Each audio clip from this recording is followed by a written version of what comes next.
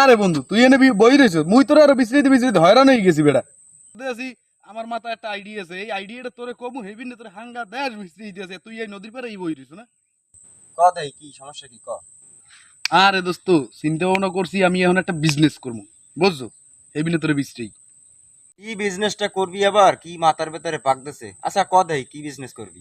আরে দোস্ত মাথার মধ্যে দারুণ একটা আইডিয়া আছে এবার আমি চিন্তা ভাবনা করছি মানুষের ফ্রি অ্যাডভাইস দিমু ফ্রি অ্যাডভাইস দিয়ে এরপরে টাকা লমু বুঝো না ফ্রি অ্যাডভাইস দিবি, ফ্রি অ্যাডভাইস দিয়ে আবার টাকা নিবি, কিরকমের বুঝলাম না তো তোর ব্যাপারটা, একটু ক দেই বাঙ্গাইয়ে ক দেই। ফ্রি অ্যাডভাইস দিয়ে এরপরে কমু যে ফ্রি অ্যাডভাইসেরও টাকা দেওয়া লাগবে প্রথমে ফ্রি দিমু ফ্রি দিয়ে পরে টাকা লমু ফ্রি অ্যাডভাইসেরও দামি হয় বুঝলাম না, ফ্রি অ্যাডভাইস দিয়েও টাকা নিবি, এত তোর মাথায় বুদ্ধি? আচ্ছা তা তুই পড়ালেখা করো না কা?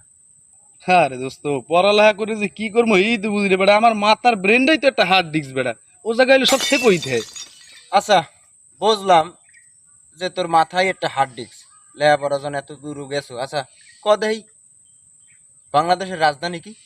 আরে দোস্ত তুই এটা একটা কথা কইলি বাংলাদেশের রাজধানী কি অত আমার মাথায় আছে তবু ওগুলো আবার ছোটখাটো ফাইল তো সবসময় ইতে রাহি না যাক তারপরও আমি তোরে কইতেছি রাখ হার্ড ডিস্কে থাকে না তারপরও